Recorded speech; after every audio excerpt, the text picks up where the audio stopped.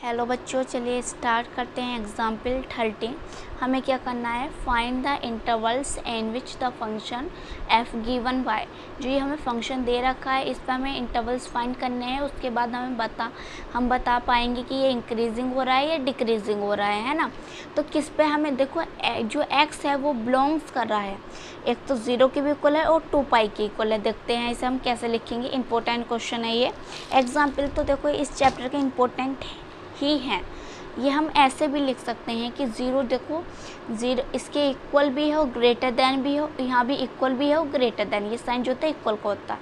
तो हम ये x जो है वो बिलोंग्स कर रहा है 0 से पाई बाय 2 पाई तक। ये बिल्कुल सेम केस कैसा बना जैसा हमने एग्जाम्पल 12 किया, बस उसमें एक क्वाड की बात हुई थी, पर यहाँ क्वाड देखो कितने घूम गए। अब यहाँ 4 के 4 क्वाड घूम गए। 0 पाई अपॉन 2 पाई, 3 पाई अपॉन 2 2 पाई। तो ये देखो ए स्क्वायर में भी बात चलनी है, इसमें भी 2 पाई तक होगी ना। तो 4 के 4 क्वायर में हमें चेक करना है। क्लियर हुई बात।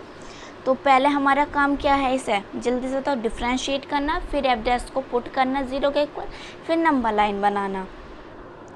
तो ये फंक्शन है, तो यहाँ लिखेंगे differentiate with respect to x, क्योंकि एक्स की वेरिएबल एक्स है यहाँ। क्लियर हुई बात।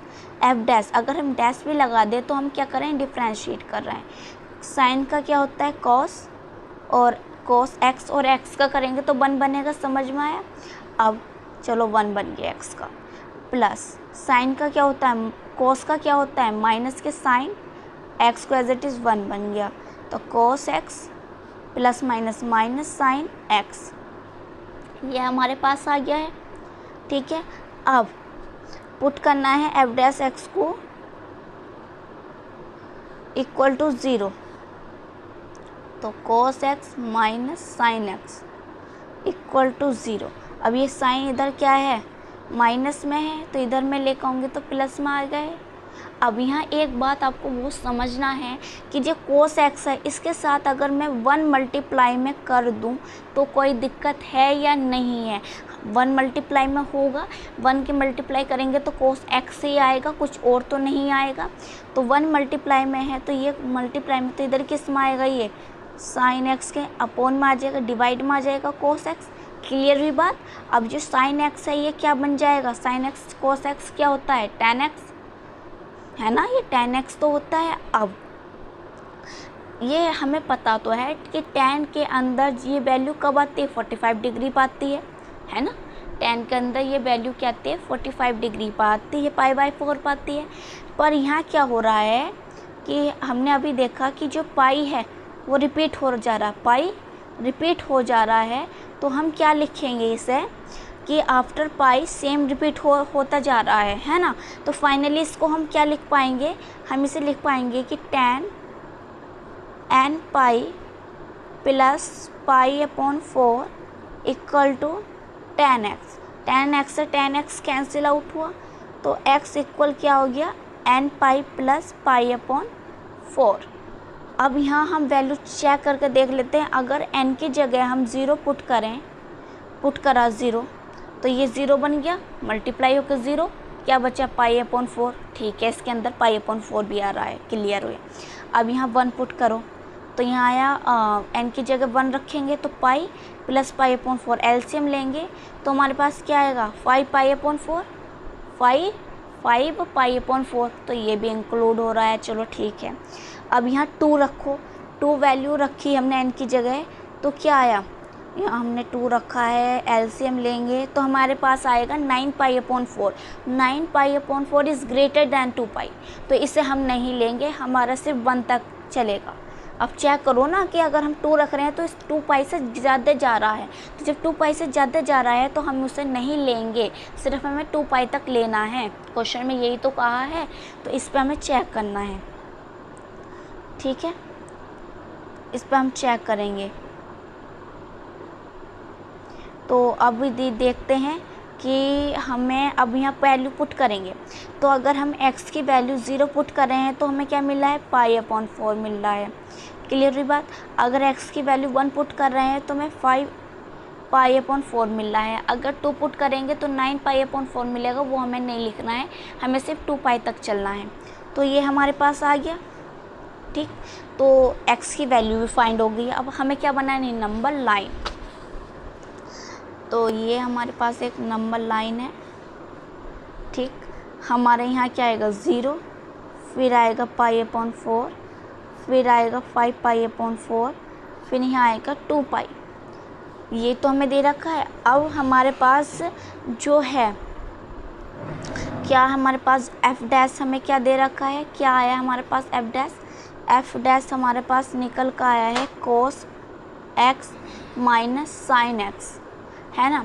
अब यहाँ हम वैल्यू पुट करते हैं, यहाँ वैल्यू 0 पुट करके देखो, क्योंकि क्वेश्चन में ये ब्रैकेट दे रखा है, तो इस ब्रैकेट का मतलब है कि 0 इन्वॉल्व हो रहा है। तो देख तो लो कि हो रहा है या नहीं हो रहा, फिर हम अगर नहीं हो रहा होगा तो ऐसे ब्रैकेट लगाएंगे। तो 0 पुट करो, तो cos 0 की वैल्यू होती है 1, cos 0 की वैल्यू 1 होती है, sin 0 की वैल्यू 0, तो ये तो कैंसिल आउट हुआ, ये है 1, तो 1 is greater than 0, 1 is greater than 0। तो जब 0 से बड़ा है तो ये कैसा फंक्शन हो रहा है, 0 पे भी इंक्रीजिंग फंक्शन हो रहा है। तो इसका मतलब इंक्रीजिंग फंक्शन हो रहा है, तो 0 इंक्लूड है। π/4 रख के देखो कि ये इंक्लूड है या नहीं है। फिर अगर ये इंक्लूड नहीं होगा तो ये भी नहीं होगा। π/4 रख के देखो, π/4 रखते हैं तो 45 डिग्री, तो इसकी वैल्यू क्या होगी 1/√2। साइन x की भी 1/√2 होगी, 1/√2 माइनस 1/√2, 0 आया। इस नॉट इक्वल 0 से बड़ा है क्या ये, तो ये इंक्रीजिंग नहीं हो रहा, तो ये इंक्लूड नहीं है।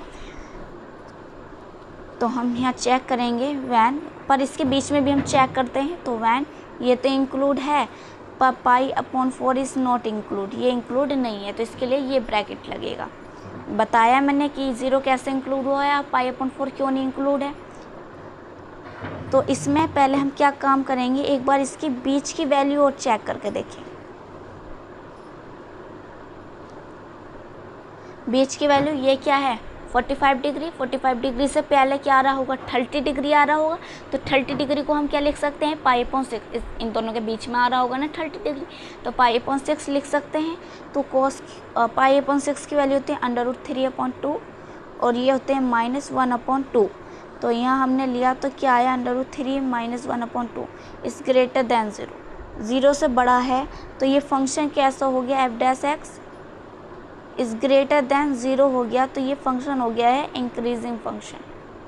कैसा फंक्शन हो गया है, इंक्रीजिंग फंक्शन हो गया है। क्लियर हुई बात। हमने इस पे चेक इसलिए करा है ब्रैकेट के वजह से, वरना चेक करते हैं बीच की वैल्यू, ये 0 है और ये 45 है, 45 के बीच में क्या आएगा 30 आ रहा होगा, तो 30 को हम लिखते हैं π/6, ठीक है। एक इंटरवल्स ये हो गया हमारा। अब इस इंटरवल्स पे चेक करो, फिर इस इंटरवल्स पे चेक करेंगे। तो π/4 और 5π/4 के बीच में क्या आ रहा होगा, π/4 और इसके बीच में क्या आ रहा होगा π/3। π/3 का मतलब क्या है 60 डिग्री आ रहा होगा, कि वैन जब हम किस पे ले रहे हैं π/4 ये भी इंक्लूड नहीं है, तो 5π/4 भी इंक्लूड नहीं होगा, ठीक है ना। तो ये हमारे पास आ रहा है, क्योंकि इस पे भी क्या आ रहा होगा f डैश x, इस पे भी 0 आ रहा होगा, और f डैश x इस पे भी 0 आ रहा होगा। तो इसके बीच में हम वैल्यू लेंगे, क्या ले सकते हैं इसके बीच में हम 60 डिग्री ले सकते हैं। तो 60 डिग्री को हम क्या लिखते हैं π/3, तो यहाँ वैल्यू लिखेंगे cos, तो cos 60 डिग्री को लिख सकते हैं, π/3 ये भी लिख सकते हैं, ये लिख लो, कोई दिक्कत नहीं है। वैल्यू क्या है 1/2 और माइनस √3/2। तो ये देखो कि हम जब यहाँ लेंगे तो ये आपको देखने में लग रहा है कि ये क्या है स्मॉल दैन 0 है, तो 0 बड़ा है, तो ये फंक्शन कैसा हो गया है डिक्रीजिंग फंक्शन हो गया है, ठीक है ना। एक इंटरवल्स और रह गया हमारे पास, वैन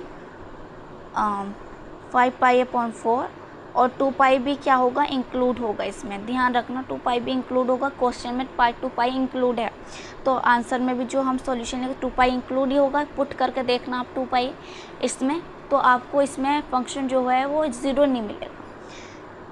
तो f डैश x की जगह हम यहाँ इसमें क्या पुट करें, ये तो 360 है, 360 के बाद की वैल्यू क्या हो सकती है 270, 270 डिग्री, तो यहाँ पुट करो कोस 270 माइनस साइन 270, इसकी वैल्यू होती है 0, और इसे हम लिख पाएंगे साइन 360 माइनस 90। तो यहाँ से हमारे पास वैल्यू जो निकल कर आएगी वो आएगी, माइनस तो बाहर है ना, यहाँ से भी माइनस साइन 90 निकलेगा। क्यों निकलेगा? क्योंकि ये बात हो रही है हमारे पास 4 क्वाड्रेंट की। क्यों? यहाँ 4 क्वाड्रेंट की बात हो रही है, तो 4 क्वाड्रेंट में जो साइन होता है वो होता है माइनस।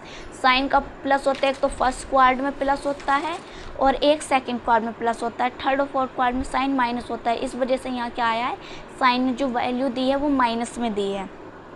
तो माइनस और माइनस प्लस, साइन 90 की वैल्यू क्या होती है, प्लस साइन 90 की वैल्यू होती है 1, और 1 इज़ ग्रेटर दैन 0। तो ये फंक्शन कैसा हो गया है, इंक्रीजिंग फंक्शन हो गया। क्लियर हुई बात कि 4 क्वाड्रेंट की बात हो रही है तो साइन कैसे होगा, नेगेटिव होगा। तो हमारे पास 3 इंटरवल्स थे, एक फर्स्ट वाले इंटरवल्स पे हमारा इंक्रीजिंग आया है, सेकंड वाले पे डिक्रीजिंग, और जो हमारे पास थर्ड वाला है उस पर फिर इंक्रीजिंग आया है। तो आप फिर से ये टेबल बना सकते हो, जैसे मैंने आपको टेबल बनवाई है। आप यहाँ भी यहाँ तक भी लिखना चाहो तो यहाँ तक भी लिख सकते हो, कोई इसमें, क्योंकि आपने बता तो दिया है कि कहाँ इंक्रीज़ हो रहा है और कहाँ डिक्रीज़ हो रहा है। वीडियो को लाइक करें, शेयर करें और सब्सक्राइब करें चैनल को।